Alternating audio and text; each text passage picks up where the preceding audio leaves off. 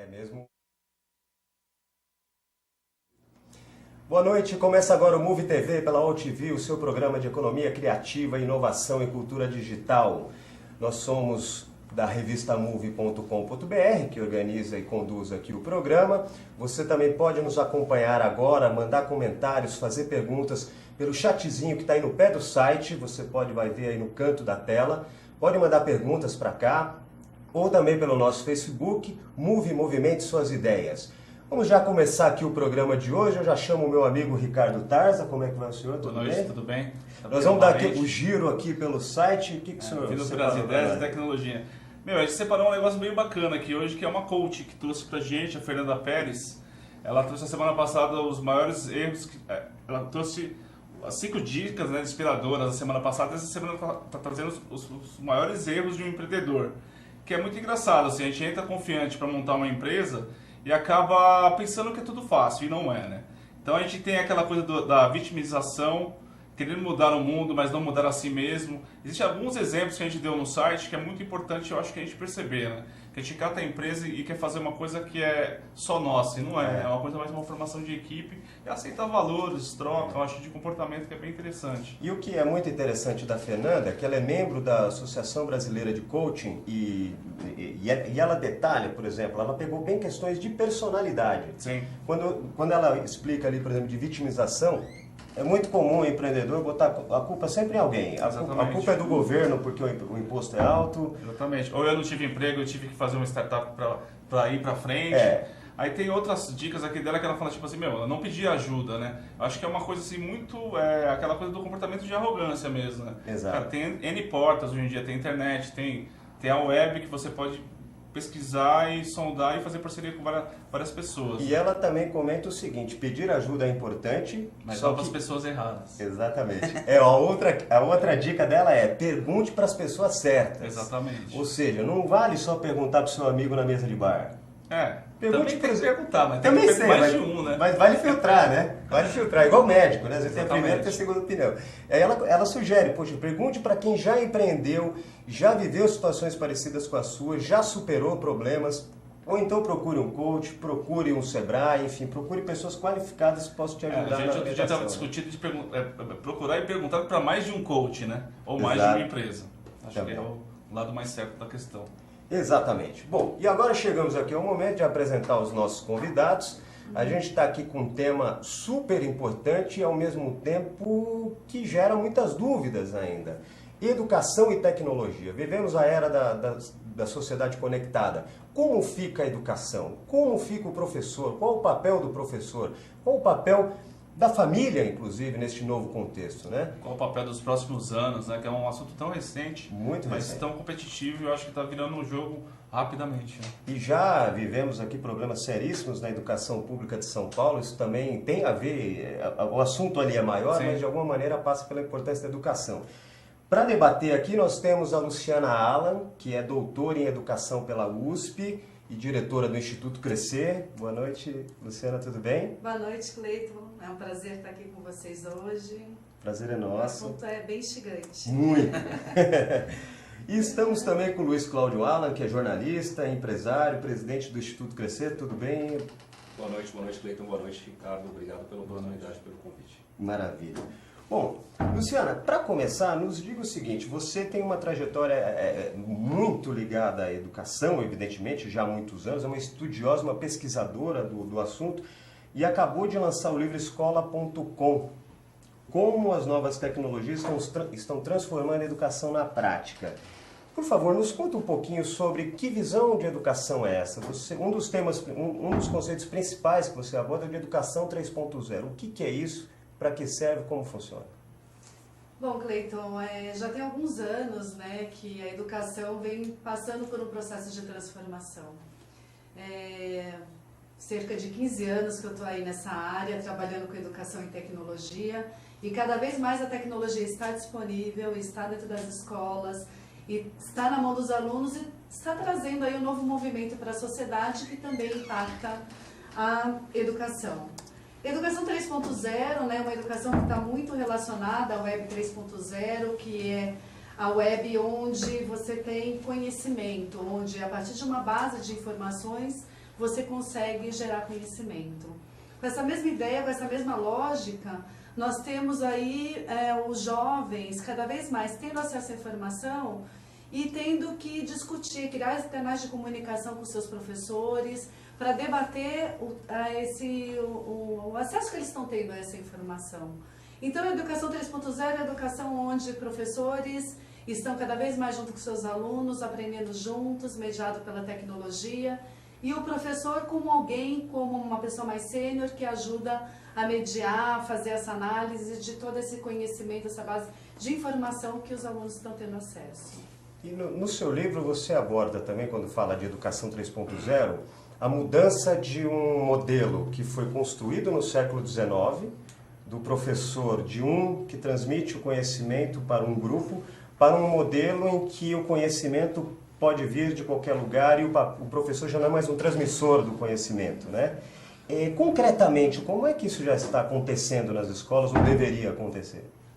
De muitas formas, né? A educação antes da internet, ela estava muito relacionada ao momento de sociedade, ao momento econômico, né, do país, onde toda a base era a base industrial, né, onde as pessoas eram preparadas para entrar dentro de um processo industrial, de uma linha de montagem, muito, acho que Charlie Chaplin, né, representou bem isso, onde ela seria uma carreira muito regular, né, onde elas tinham processos muito bem definidos, onde tudo que ela aprendia na universidade era suficiente para ela seguir sua trajetória profissional.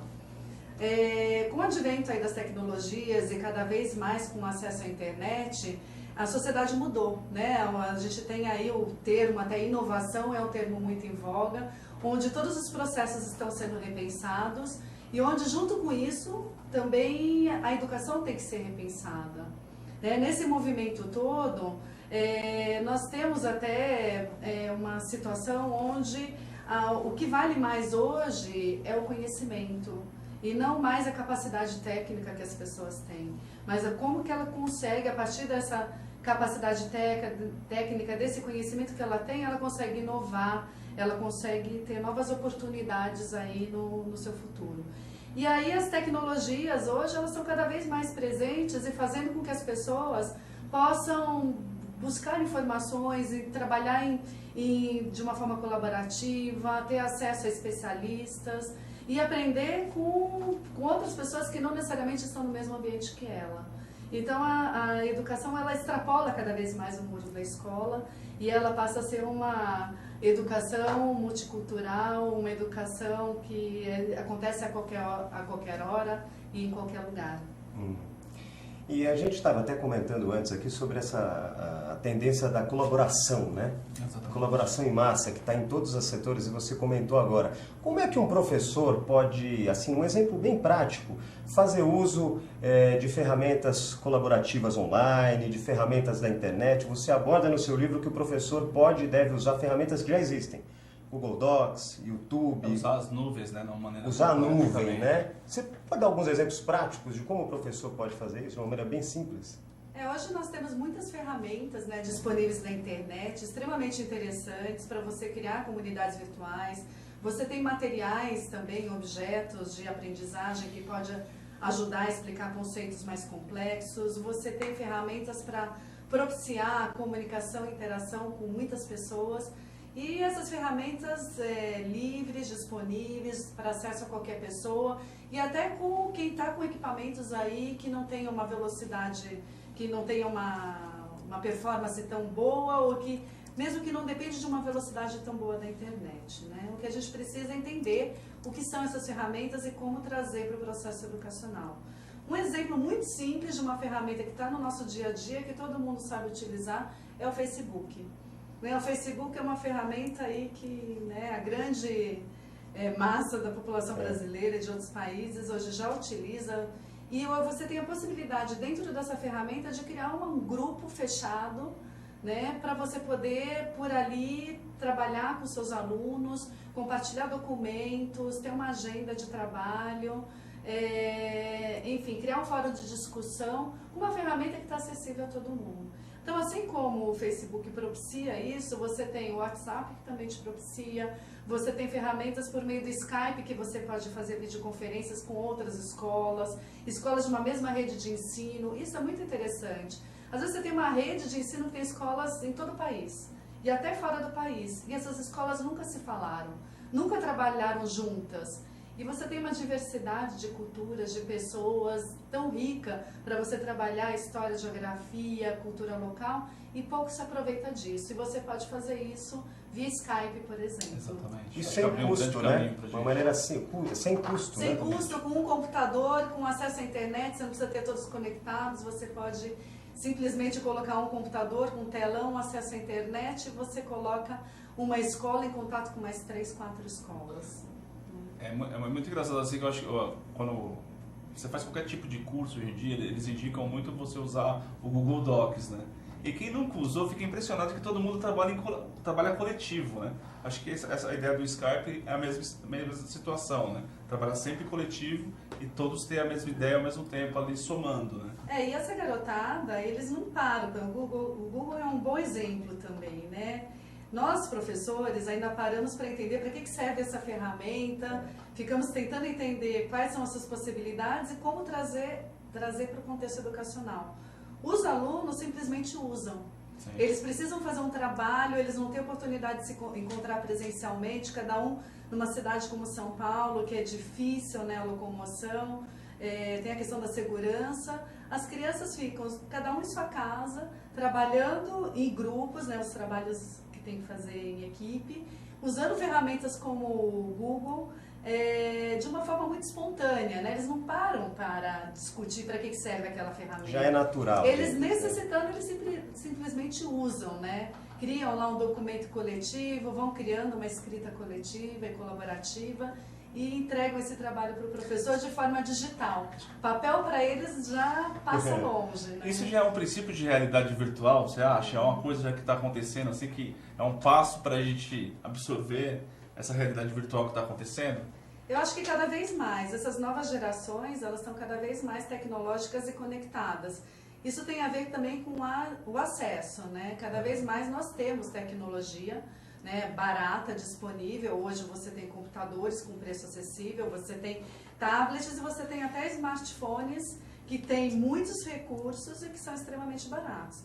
E você tem acesso à internet cada vez mais disponível também. Você tem acesso, tem cidades conectadas, as escolas estão cada vez mais disponibilizando acesso, você tem programas do governo, você tem incentivo das próprias operadoras que têm que disponibilizar acesso como contrapartida a processo de expansão. Então, de alguma forma, as pessoas estão cada vez mais conectadas e elas estão se apropriando desses recursos, dessas tecnologias. A tendência é que cada vez mais essas ferramentas digitais elas estejam aí na mão dos alunos no dia a dia para que eles possam aprender, estudar, e não só na escola, mas extrapolando os muros da escola. Maravilha. Luiz Cláudio Alan, nos conte também agora, dando um olhar assim um pouco mais de negócios, diante dessa realidade que a Luciana comentou, né? Que tendências você já enxerga de investidores, de startups que estão surgindo para a área educacional? Bom, esse ano de 2015 realmente foi um ano onde o mercado de educação e tecnologia viu surgir uma série de oportunidades, uma série de startups, de empresas. Inclusive tem um fundo de investimento que é uma associação, é uma parceria entre a Bertelsmann, que é um fundo alemão, e a Bozano Investimentos, que tem 60 milhões de reais disponível para investir em educação. Você tem programas do governo também investindo em concursos de startups voltadas para a educação e, enfim, as venture capital, os investidores têm demonstrado que a área de educação e também a área de saúde, mas particularmente a área de educação, é uma área na qual eles têm muito interesse em investir. Então a gente viu esse ano surgir uma série de empresas, ou se consolidar uma série de empresas voltadas para a área de educação básica, ensino fundamental, ensino médio, como Crânio, como Geek, como Descomplica, que já surgiu uns poucos anos atrás, mas que agora teve também investimento, recebeu investimento. Você viu a Croton comprando uma empresa, uma startup por 4 milhões, me fugiu agora o nome da startup, depois eu trago para vocês. Enfim, a gente viu nesse ano de 2015 um movimento muito forte de investimento e de empreendedorismo em tecnologia aplicada à educação e em startups voltadas para a área de educação. Essa transformação que está acontecendo na educação e nas escolas, ela é inevitável pelo simples motivo de que a geração que está agora com 15 anos nasceu em 2000, portanto está no ensino médio, e a geração que nasceu depois está no ensino fundamental. E ela já nasceu conectada. Né? E se eu pudesse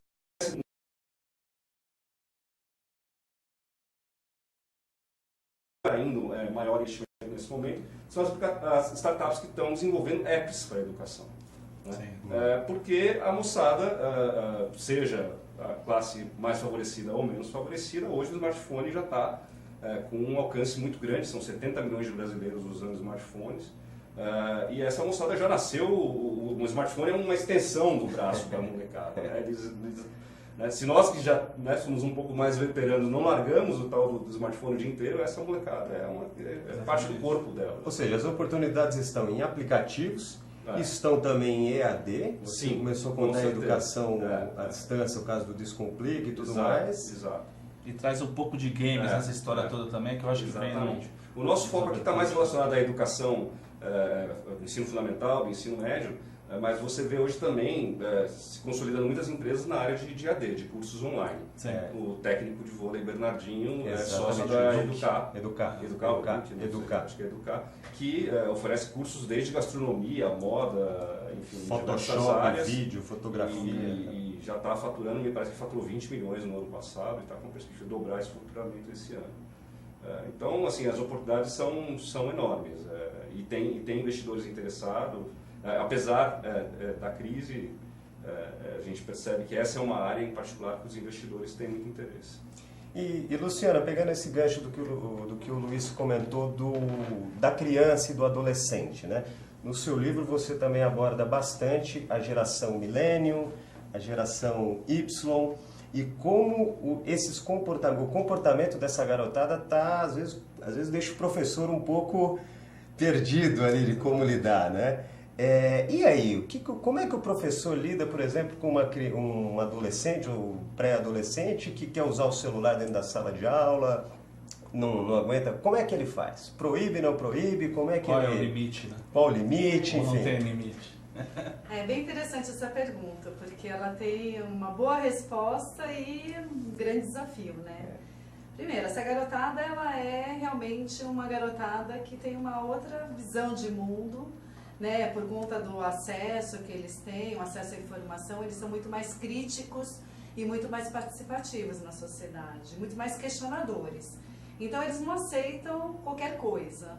Né? Quando eles estão envolvidos em um processo educacional, eles querem saber exatamente para que eles estão aprendendo aquilo, o que aquilo vai fazer a diferença na vida dele no futuro, e se aquilo que ele está aprendendo, ele não poderia aprender de uma outra forma vendo um vídeo no YouTube. Para que ele vai perder tempo, né, olhando para um professor, enchendo uma lousa, quando todo aquele conteúdo está disponível num material muito mais atraente, numa mídia muito mais atraente. Então, isso é uma questão que é muito clara, que essa garotada, a gente tem que ter uma outra forma de se relacionar com eles. Eles são movidos por desafios, né? Eles gostam de ser desafiados, eles gostam que esse desafio tenha uma conexão muito clara com o mundo real, né? E eles gostam de ser avaliados permanentemente.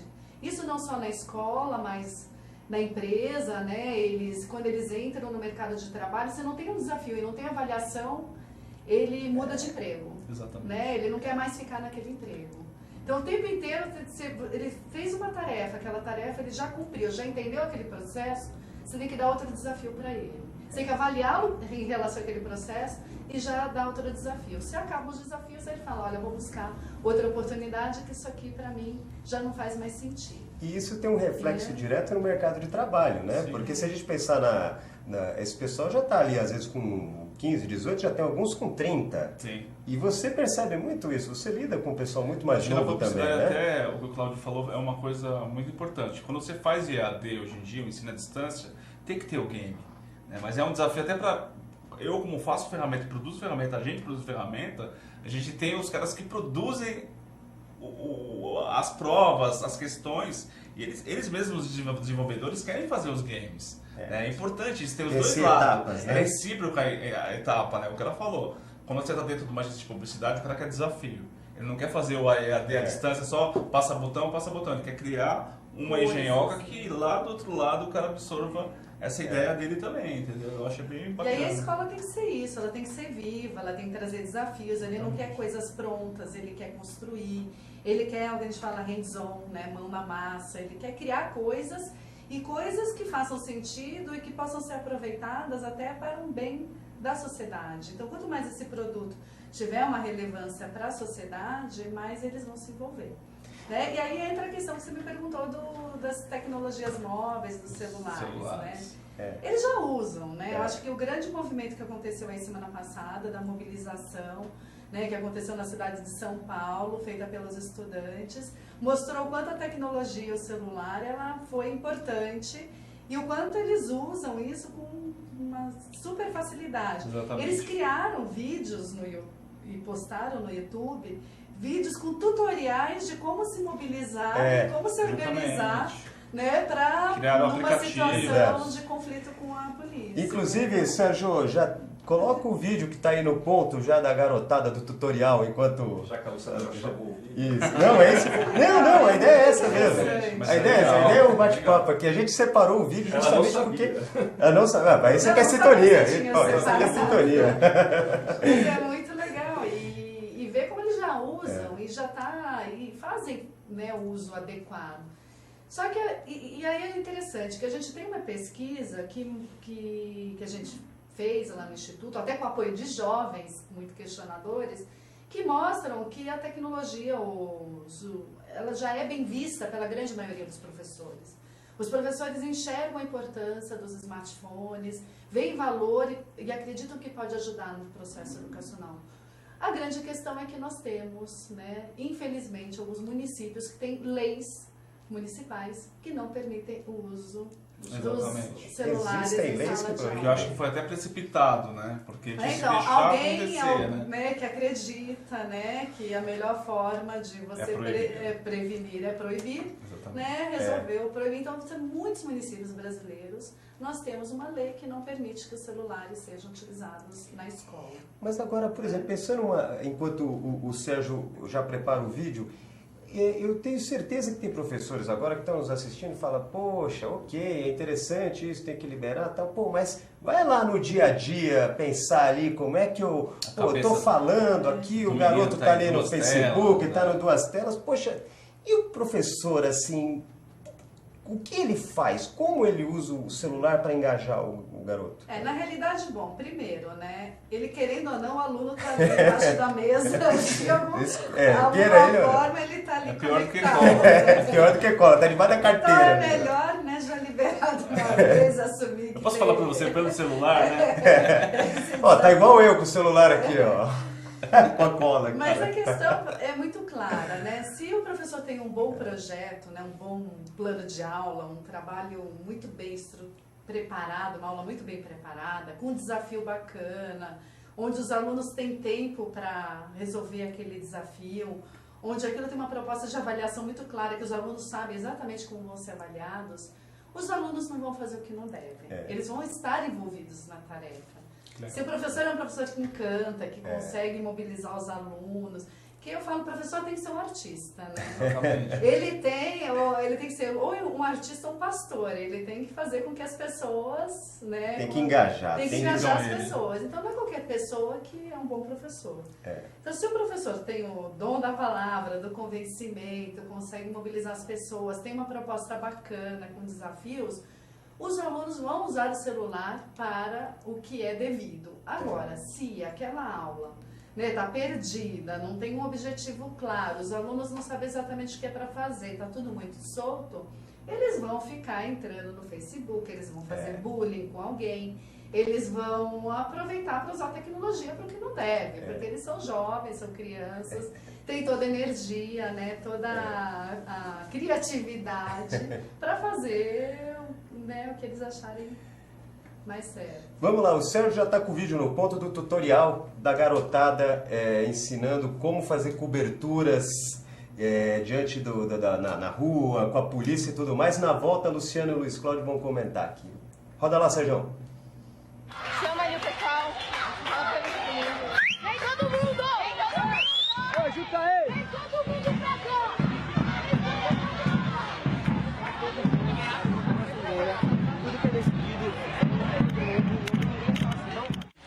Bom dia! Boa tarde! Boa noite! Como a mídia não nos mostra, nós seremos a mídia. Sejam bem-vindos à Escola Raul Fonseca Ocupada. Diretamente para o canal secundarista. A nossa comunicação é uma arma muito importante para divulgar, fortalecer e espalhar o nosso movimento. É importante gravar e divulgar o nosso movimento. E também para a nossa segurança. Abordagem da polícia, da gestão e de outros ataques para nos proteger. Não esqueça de carregar a bateria do celular. Deixe a memória livre. Deixe tudo pronto para gravar. Toda vez que houver alguma ocupação ou abordagem policial, é muito importante ter pelo menos 2 câmeras gravando, porque pelo menos assim uma dá cobertura à outra. Um exemplo é essa cena.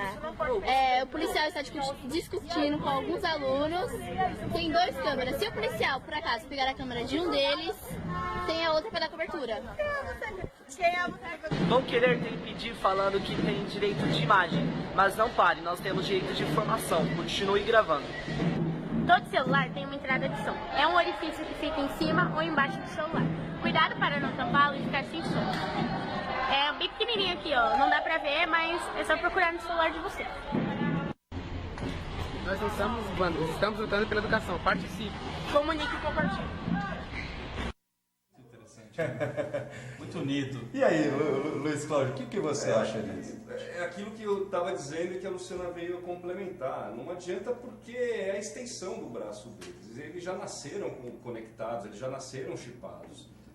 Então, no momento em que eles tomaram conta da escola, o celular foi liberado. E eles usaram o celular como a principal arma deles para a mobilização.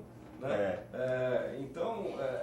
E eles sabem como utilizar as ferramentas. Então, se você pensar o celular como uma ferramenta pedagógica, assim como foi o livro didático, ainda o GIS, a lousa, o Atlas Geográfico ou o Laboratório de Ciências, o celular nada mais é do que também uma ferramenta pedagógica multifuncional. Com ele, o aluno pode gravar um vídeo, pode gravar o áudio, pode pesquisar no Google Maps, pode pesquisar no Google, enfim, ele tem ali, ele pode criar um grupo de estudos no WhatsApp, Sim. ele pode usar o Skype.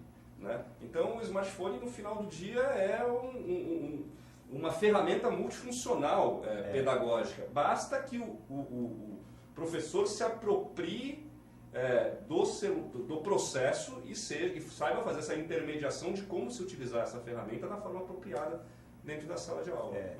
E você vê, né? E se ele não souber, os alunos sabem. Os alunos Exatamente, sabem, não tenha dúvida. Podem aprender, isso é outra coisa interessante. O professor tem que aprender hoje, Sim, né? sim. É um movimento de mão dupla isso, né? Não, outro dia, né, nós trabalhamos muito com formação de professores e cada vez mais está difícil trabalhar com formação de professores para o uso de tecnologias, porque cada escola, cada lugar é uma realidade diferente, é uma tecnologia diferente, é um modelo de tablet, é um modelo de lousa. Né? Então você não tem um padrão assim, olha, eu vou trabalhar com laptop e pacote Office, ponto. Então você chega na escola, você tem lá Android com Apple, com tablet, com laptops, com desktop, né? Com o celular. E aí, como é que você lida numa formação com todas essas tecnologias? Né? Então é muito interessante que ali os próprios professores percebem que nós formadores não temos o domínio de todas, mas juntos ali a gente vai aprendendo, fuçando e vai aprendendo, descobrindo o potencial de cada uma das ferramentas. Isso é uma coisa que a gente tem explorado muito nas formações. Da mesma forma como nós, né, temos o desafio de aprender a utilizar com os professores que estão ali, eles têm o desafio de aprender junto com os alunos. Nós temos um objetivo muito claro durante a formação, né, de trabalho com aqueles professores. Isso não se perde. Nós vamos usar a tecnologia que tiver disponível. E da mesma forma eles têm que caminhar com os seus alunos. Perfeito. Isso é muito legal. E o Instituto Crescer, eu queria agora que vocês comentassem um pouquinho, né, sobre o Instituto Crescer, que tem um projeto muito forte, enfim, uma atuação muito forte com formação de professores, né?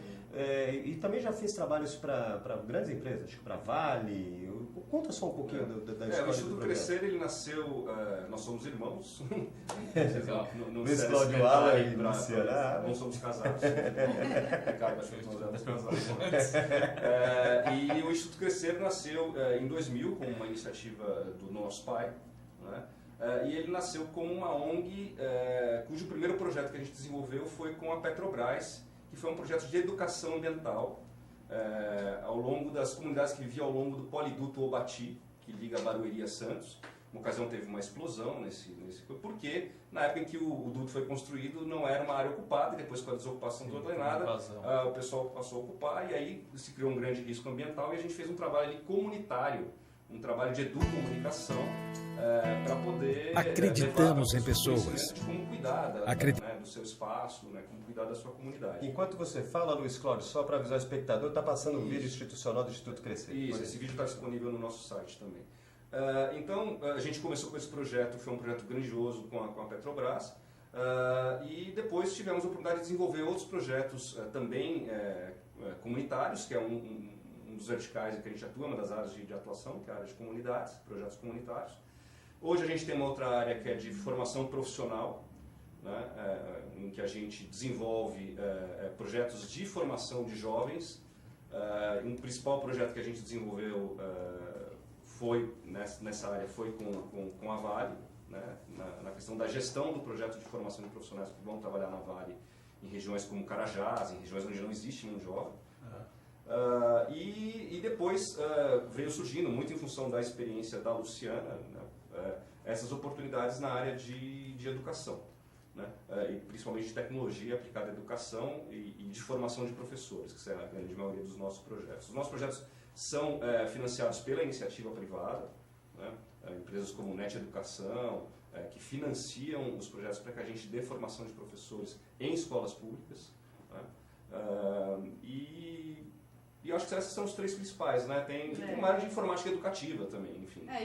O que é bacana no Instituto, e acho que o que nos diferencia, é que a gente acaba, dentro dessas frentes de trabalho, nós acabamos tendo um relacionamento com o primeiro setor, né, com as empresas, com a área pública e com as ONGs. E também trabalhamos muito com comunidade, com professores e com jovens. Então isso faz com que a gente tenha uma visão mais holística do processo. A gente consegue, quando a gente pensa no jovem, quando a gente pensa nesse sujeito em formação e olha para o futuro dele, a gente entende exatamente para onde ele vai. Né? Quem é esse mercado? Quem é que está esperando por ele no futuro? Como é que ele tem que se preparar para futuramente ter boas oportunidades de empregabilidade? Quem é essa comunidade? Onde é que esse sujeito vive? Quais são os desafios que tem nessa comunidade? E quem é a escola, né? Quem é o professor? Então, quando a gente fala de educação, quando a gente vai falar com o professor, quando a gente tem um programa de formação para professores, a gente leva para eles de uma forma muito concreta esse cenário, né? De quem é esse público jovem, que a gente trabalha na preparação dele, na qualificação dele, quem é que vai recebê-lo e como é que a escola tem que se repensar para poder atender melhor a esse público e a demanda futura e as oportunidades futuras. Isso que é legal, então a gente não atua numa área só, essa diversidade de públicos e de setores que nós atuamos faz que a gente consiga ter uma visão mais ampla de todo o processo. 360. É legal que eu acho que o que é de sustentabilidade vocês levam como uma bandeira, né? Acho que a coisa da comunidade, né? Do ciclo. Não, sustentabilidade é uma palavra para nós que não está só no campo das ideias, mas é algo realmente que faz parte do nosso dia a dia. A gente busca em nossos projetos construir a nossa ausência. Né? A gente sabe que os investimentos privados eles são limitados, cada vez mais escassos e necessitando de uma maior abrangência. Então a gente busca, aonde nós atuamos, envolver pessoas, né, daquela comunidade, sejam lideranças comunitárias, professores, né, gestores escolares, jovens, para que eles se apropriem daquela nossa tecnologia social e consigam dar continuidade àquele trabalho que a gente iniciou sem a nossa presença. Então, qualquer ação na comunidade, numa rede de educação, ou junto aos jovens na formação dele para a empresa, nós sempre buscamos identificar pessoas que possam dar continuidade àquele trabalho que a gente iniciou. Como células que vão multiplicar esse trabalho depois. Exatamente. Por exemplo, uma atividade, um evento comunitário. A gente trabalha muito na concepção do evento junto com a comunidade e utilizando recursos que a comunidade tem. A gente evita ao máximo prover recursos, seja uma tenda, o aluguel de uma tenda. Hoje eu alugo a tenda, amanhã não estou aqui para alugar uma tenda. Se realmente a tenda é necessária, como é que nós podemos juntos pensar em uma estratégia de ter um parceiro que possa financiar e prover essa tenda? E não o Instituto, dentro do seu projeto, viabilizar o aluguel dessa tenda, porque isso não se sustenta. Então isso é uma prática permanente. Quando eu vou trabalhar com formação de professores, eu sempre peço para a rede de ensino me disponibilizar alguns profissionais que vão receber a capacitação como sêniors, que vão se apropriar do planejamento da capacitação que nós estamos dando, para que eles possam formar outros professores. Sim. E dar continuidade. Então nós compartilhamos todo o nosso planejamento, aliás, todos os nossos planejamentos, todo o material que a gente desenvolve está disponível online de forma gratuita para qualquer professor, para qualquer comunidade. Se nós descobrimos uma estratégia para organizar um evento, nós sistematizamos todo esse conhecimento e compartilhamos no nosso site, nas nossas redes, como organizar um evento comunitário. Tem lá todo um passo a passo de como as pessoas podem se organizar para fazer uma ação como essa. E esse material até de consulta gratuita está no site do Instituto Crescer? Está no site do Instituto Crescer. A gente tem um blog também, que é educartec.org.br. Educartec.org.br, onde lá tem acesso a todos os guias que nós desenvolvemos, tanto de formação de professores, como para trabalhos com a comunidade, oficinas de inteligências múltiplas. Então, o professor que está nos assistindo agora e ficar interessado, ele pode consultar, tem pode muito ver, material no Educartec. com dicas, orientações e... Assim, com coisas práticas. Assim como o livro, né, esse livro educação.com, o escola.com, ele é um livro que a ideia é trazer a prática. Então, exemplos práticos, cases, acesso a materiais que ele pode utilizar de forma gratuita. A gente busca sempre sair do campo das ideias e trazer para a prática, porque esse é o grande desafio, né?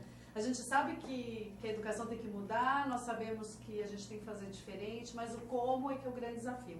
A ideia desse livro aí foi mais um recurso do Instituto para contribuir para que as pessoas saiam do campo das ideias. Sérgio, por favor, vamos mostrar aqui o livro? Está aqui o escola.com, pela editora Novo Século, né? Isso. Esse é o único recurso do Instituto que não é gratuito. Né, que está disponível qualquer livraria, na Amazon, enfim, né? na Senac, em todas as livrarias online. Por enquanto só está em online, porque ele foi lançado agora, final de ano, não deu tempo de ir para as livrarias, né, de rua, mas ele já está disponível online. E ele foi uma exceção aí dele estar sendo comercializado, porque foi produzido, né, publicado por uma editora. Né? Nós não tivemos um apoio de alguma empresa para essa publicação. Mas ele está com preços bem acessíveis, aí a ideia realmente é disponibilizar essa... E o que é muito interessante aqui, né, Tars? Olha só, pelos capítulos, acho que o espectador também já tem uma noção do que ele vai encontrar. Quem é, o que pensa e como se comporta a geração digital. E aí, com base em pesquisas e análises práticas da experiência, mas com pesquisas também, estudos mostrando, né? Novas metodologias para uma nova educação, a reinvenção do material didático, o perfil do professor na era digital. E aproveitando sobre isso, eu pergunto, qual é o perfil do professor na era digital? A gente já falou um pouquinho aqui, quase um mediador, um encantador, mas, por favor, qual o perfil, Luciana? O perfil do professor é uma pessoa mais aberta, né? Uma pessoa que está disposta a aprender junto com os seus alunos, que está disposto a aprender junto com seus pares, que veja na tecnologia um aliado aí no processo de ensino-aprendizagem, né, e que esteja aberto para o novo, né, para a inovação. Acho que inovação é a palavra, né, do momento. ele tem que estar aberto para se despir dos seus preconceitos aí, rever, mas rever mesmo, não se reinventar. Né? Então tem que ser uma pessoa que tenha coragem, ousadia, né, criatividade, para poder inovar, repensar toda essa prática pedagógica, trazendo dentro de um formato novo. E aí uma outra coisa muito legal é que nós tivemos os 15 anos do Instituto agora recentemente, e junto com o aniversário de 15 anos, nós estabelecemos uma nova parceria, que é um projeto novo que vai chegar agora em 2016, que é uma comunidade para a formação de professores, que chama Sua Classe Brasil. É um projeto chileno, é uma plataforma que foi concebida inicialmente no Chile, voltada à formação de professores, vários cursos voltados a áreas específicas, né, de metodologia, do ensino da história, ensino de matemática, e também tratando de temas mais transversais, como, por exemplo, como lidar com conflitos em sala de aula, como ser um líder mais eficaz. E esse projeto tem sido um sucesso aí na América Latina, né? E nós estamos trazendo para o Brasil a partir do ano que vem. Vai ser um site, então? Vai ser uma comunidade virtual, isso, que qualquer professor vai poder ter acesso a muitos cursos, né? Nós vamos ter, para o ano que vem, já pelo menos 100 cursos, né, disponíveis, cursos online, alguns autoinstrucionais, outros gratuitos, mediados. Alguns pagos? Alguns pagos, alguns gratuitos, a gente vai ter aí uma diversidade de... Já sabe o endereço disponível no Brasil? Ainda não está no ar, né? Mas não, só para mas fica com o nome, Sua Classe Brasil. Tá, né? Até legal. o final do ano ele vai estar. Quem acompanhar aí o site do Instituto vai... E a revista Move também, depois no momento que for lançado, vai ser lançado. Vai ser uma publicação. A gente está chegando ao final aqui, né, Mr. Tais, mas já tem algumas perguntas que a gente deixou para o final aqui do programa. Tem uma para o Luiz Cláudio Alan aqui. Luiz Cláudio, o Jorge Sembrano pergunta para você o seguinte: você falou sobre oportunidades de empreendedorismo na área de educação. Como buscar informações para formatar um projeto ou entender melhor as oportunidades na área de educação? Né? O que ele está querendo é dicas de como até se inspirar para criar projetos para a área de educação. Bom, a primeira delas é compre o livro da Luciana. Você vai encontrar excelentes dicas. Bom, eu acho que assim, e a gente também não pode fugir disso, tem muita informação disponível na internet. Né? Você se lembra de alguns sites interessantes? Olha, um blog mais respeitado hoje nessa área de tecnologia aplicada à educação é o Porvir, porvir.org.br. É um bom site. Tem o site da Rede também, que é arrede.inf.br. E aí são são blogs, sites de notícias que fazem uma cobertura contínua do mercado de educação e principalmente relacionado à inovação, ao uso de tecnologia, etc. Como eu comentei, os venture capitalists, os investidores, fundos de investimento estão interessados, então existe também muita informação disponível relacionada a investimento em startups de educação. Tem muitos cases lá fora já bem consolidados. O Brasil, a gente diria que está num processo agora bastante interessante de crescimento dessa área de startups de educação, algo que já vem acontecendo há algum tempo lá fora. Mas eu acho que tem um ponto que eu não coloquei, que eu enxergo como uma oportunidade para quem quer atuar nesse mercado, que a gente estava falando do professor, mas é preciso também entender o aluno, né? É importante ter essa percepção de como esse aluno hoje pensa, como é que ele lida com as tecnologias e o que ele espera da escola. E o aluno, ele não quer mais uma escola onde o professor fica na posição de ser o único detentor do conhecimento e ele tem um papel passivo. Não, o aluno quer ter, e assim ele vai assim para o mercado de trabalho, inclusive utilizando tecnologias. Ele quer ter um papel ativo e participativo e interativo no processo educacional, no processo de aprendizagem. Né? Então, a gente vê muitas empresas que vêm surgindo, e são importantes que essas empresas existam, porque o conteúdo é soberano, é importante, então, mas muitas empresas voltadas para a disponibilização de conteúdo e objetos de aprendizagem. E eu acho que uma oportunidade muito interessante são startups que possibilitam que o próprio aluno desenvolva os seus projetos.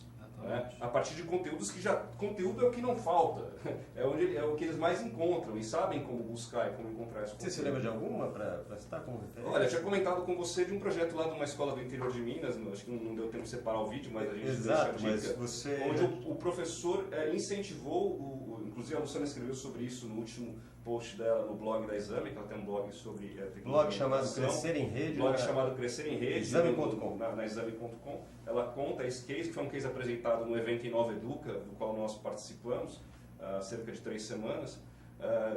E no Inova Educa a gente recebeu vários projetos de professores de inovação na aprendizagem, e um deles foi de uma escola rural, né, do interior, em que um professor de história junto com uma professora de matemática se juntaram, fizeram um projeto multidisciplinar, mas era um projeto sobre a questão da cultura portuguesa.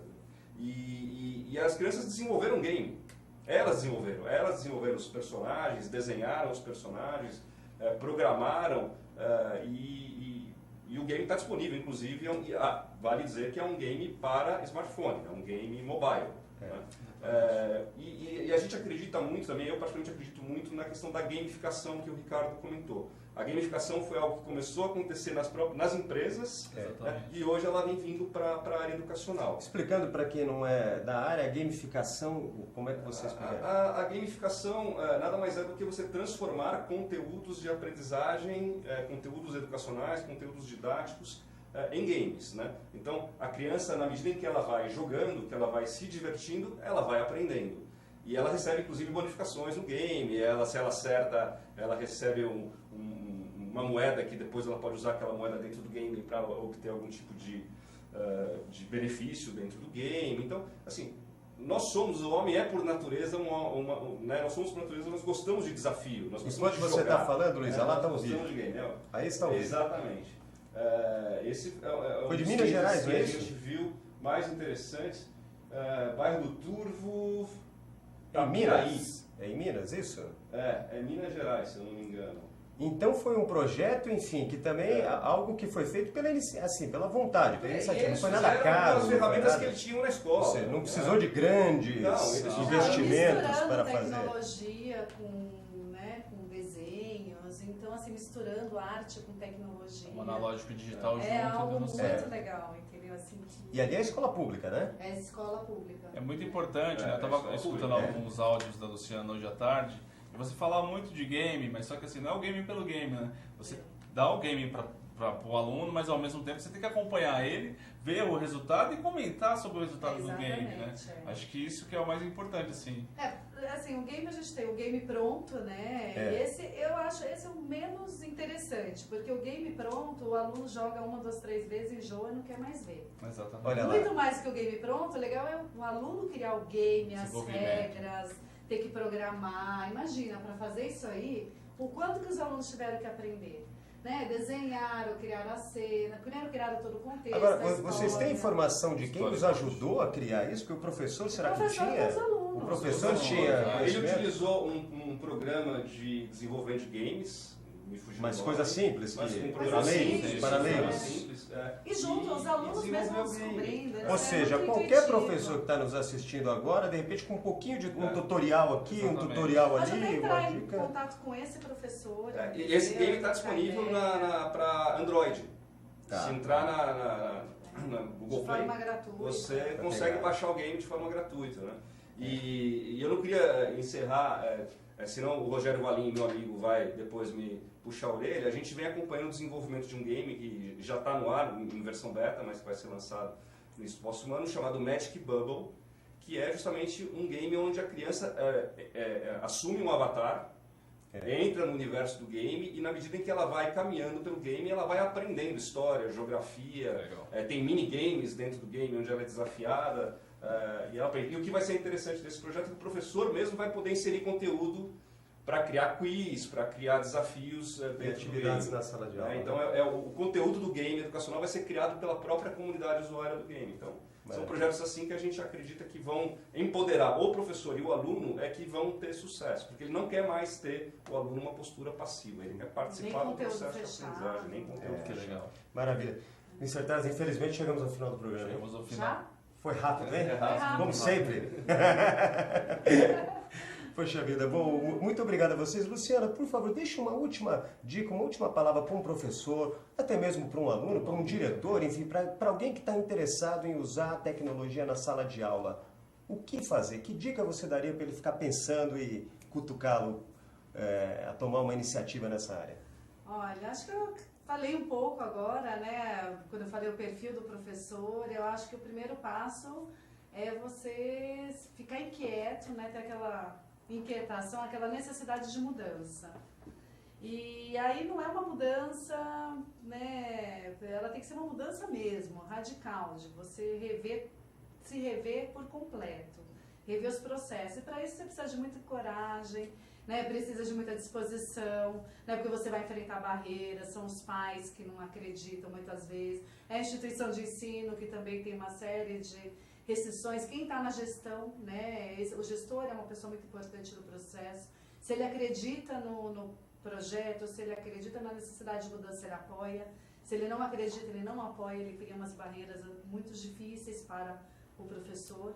Mas, em resumo, é isso. E aí buscar nessas comunidades, por exemplo, a gente acabou de mostrar o game desse professor, está lá, está disponível na internet, buscar quem é essa pessoa, conversar, bater um papo. Essas pessoas são acessíveis, trocar uma ideia, ver como é que ele fez, qual desafio ele encontrou e trazer o aluno aí para próximo de si, né? E deixar o aluno contribuir com essas ideias e acreditar que o aluno tem seu potencial e ele tem muito a contribuir aí para o seu próprio desenvolvimento, né? É isso. Bom, gente, muito obrigado. Obrigado. Que pena, né, Mr. Nós que agradecemos. Assunto sensacional. É só convidar que a gente volta.